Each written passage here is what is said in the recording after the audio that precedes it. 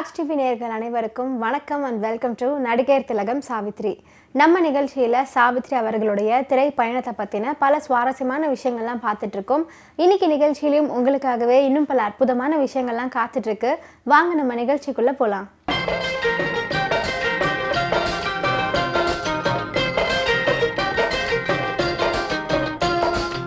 சாவித்ரி அவர்கள் இயக்குனர் ஆனதுக்கு அப்புறமா நிறைய இன்டர்வியூஸில் வந்து பேசியிருக்காங்க.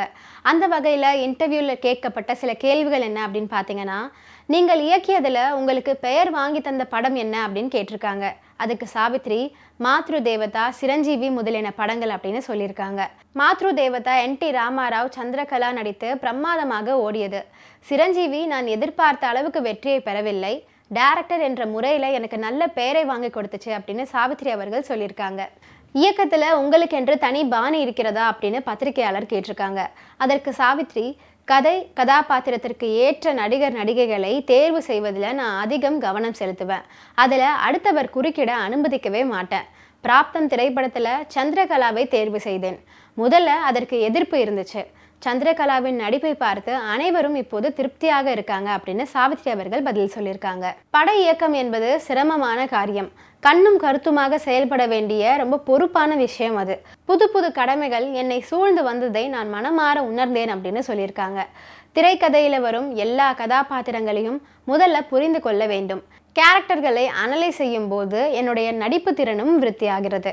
அனுபவமுள்ள நடிகையான எனக்கு இயக்குனர் உத்தியோகம் புதுமையாக தோன்றவில்லை. நான் ஒரு சினிமா டைரக்ட் செய்ய ஒத்துக்கொண்டால் 4 படங்களில் நடிக்கிற சான்ஸ் போயிடுது அப்படின்னு சாவித்ரி அவர்கள் அவர்களுடைய டைரக்ஷனில் பட்ட கஷ்ட நஷ்டங்களை ஷேர் பண்ணியிருக்காங்க. டைரக்ஷனில் உங்களுக்கு மன நிறைவு கிடைச்சிருச்சா அப்படின்னு ஒரு இன்டர்வியூவில் கேட்கும்போது சாவித்ரி என்ன சொல்லியிருக்காங்கன்னா, திருப்தி என்பது ஒரு விஷயத்தில் கரை கண்டால் மட்டுமே ஏற்படும்.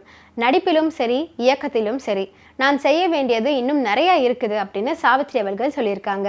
சாவித்ரி நடிகையாகவும் டைரக்டராகவும் கொஞ்சமும் காம்ப்ரமைஸ் செய்து கொள்ளாத ஒருத்தராக வெற்றி வலம் வந்தவர். ஒரு இயக்குனராக அவருக்கு முதல் தமிழ் படம் குழந்தை உள்ளம்தான். அதன் அவுட்டோர் ஒகேனகல்ல நடைபெற்றது. மலை உச்சிக்கு செல்வதற்கு கேமராமேன் தயங்கி நிற்க சாவித்ரியே கேமராவை தூக்கி கொண்டு காவேரியில இறங்கி நடந்தாங்களாம். காதல் மன்னன் தான் ஹீரோ. தன் மனைவிக்கு உதவி செய்யும் ஆர்வத்தில் ஏதேதோ உத்திகளை சொல்ல தொடங்க, மிஸ்டர் கணேஷ், இங்கே நான் தான் டைரக்டர், நான் சொல்கிற மாதிரி தான் இங்கே எல்லாரும் நடக்கணும், எனக்கு யாரும் யோசனை சொல்ல தேவையில்லை அப்படின்னு கம்பீரமாக சொன்னாங்களாம் சாவித்ரி. அதை கேட்டு RS மனோகர் பிரமித்து போயிட்டாராம். நடிகர் திலகத்தின் வல்லமை ஒகேனகல் அருவி போல வானத்தை தொட்டது.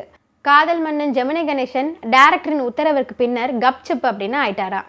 நடிகர் திலகம் சாவித்ரி அவங்களுடைய நடிப்பில் எப்படி சிகரம் தொட்டாங்களோ அதே மாதிரி டைரக்ஷன்லையுமே அவங்களுடைய திறமையை காட்டியிருக்காங்க.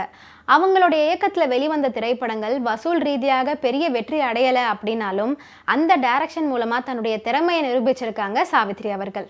இன்னைக்கு நடிகர் திலகம் சாவித்ரி நிகழ்ச்சியில் பல சுவாரஸ்யமான விஷயங்கள்லாம் நான் சொன்னேன். இந்த நிகழ்ச்சியை தொடர்ந்து பாருங்கள். நன்றி, வணக்கம்.